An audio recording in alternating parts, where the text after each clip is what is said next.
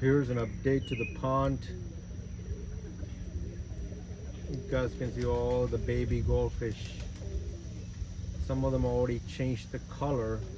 This is an interesting thing I didn't know about goldfish, was like all the babies, like when they're really small, they're like all brownish slash black in color, and as they get bigger they change from the brownish black to like the golden color. So you can see a lot of babies going through the transformation.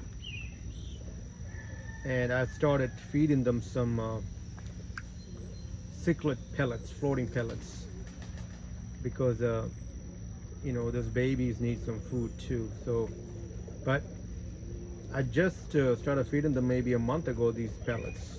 They come to the top and eat them, but for a while they were just eating whatever they can find inside the pond. So that's a lot of babies. And it's amazing too, like I didn't know anything about the genetics, because all my goldfish, they all like fantail. They got a split tail. But apparently I guess some of these carry the single tail gene too, because there are plenty of babies with single tails, which was really strange. Like I wouldn't have. It's like, like if you want to compare this to pigeons, it's like imagine you're a pair of Indian fantails throwing you a bird with like a regular tail, not a fantail. So I was really amazed. Like there's plenty of babies with like single tails, not the split tails. But I guess the parents carry the gene. But if you look, you can see like some are already orange, some are like turning into orange.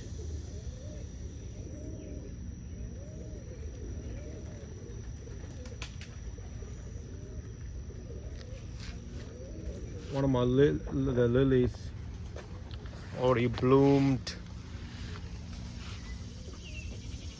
Water hyacinths are looking good. My lotus, I have two lotus. So last year, I had like a itty bitty small tuber of a lotus that I planted. It didn't have no flowers last year. Then I had a huge lotus that I bought as a plant that I planted too, which had flowers last year. But this is one thing that I understood about the whole pond thing, is that especially these lotus and all, like you might need to take them every year out of their pot and replant them with new soil, because they suck a lot of that nutrients of the soil. So this is my old lotus. It didn't really come up this year. This smaller one came back this year, but this plant didn't come back, so I thought it might be dead. I took the big pot out, and I found there were so many tubers being smashed on the side, inside on the side of the pot. So I just started like cutting them into small pieces, each tuber, and I planted in a new dirt from my garden and put it in my pond. And sure enough, it grew back, and this is my older one. If you look, the leaves are much bigger because that is an older plant. But the leaves are much smaller because it's a younger plant, and the younger one this year bloomed. So this is going to be the first bloom for that plant. This one, I'm hoping it will have some blooms coming up soon, but you never know. I planted, I think, one or two maybe tubes from the old lotus into a pot over here, and I took some of the tubers. It's actually tubers, not tubes, tubers. I planted them in my other smaller, those rectangular kind of ponds, but they haven't come up, so I think they might have died. But if you look at all these goldfish babies, it's crazy. And these goldfish are still breeding.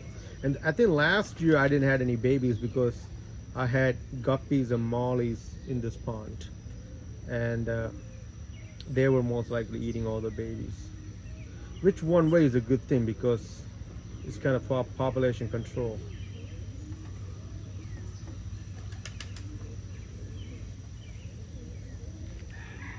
But the pond didn't really get to like completely being clear where you can see the bottom, but I can live with whatever the color it has. I still have my 4 adult big goldfish. I still feed them worms every day, and they're looking healthy, so I'm quite happy with the pond. So that is a pond update. I'll show you the other look at the bigger goldfish over there, the parents. The other two rectangular small ponds I have, they have a lot of goldfish babies, and I bought some guppies and put in there too.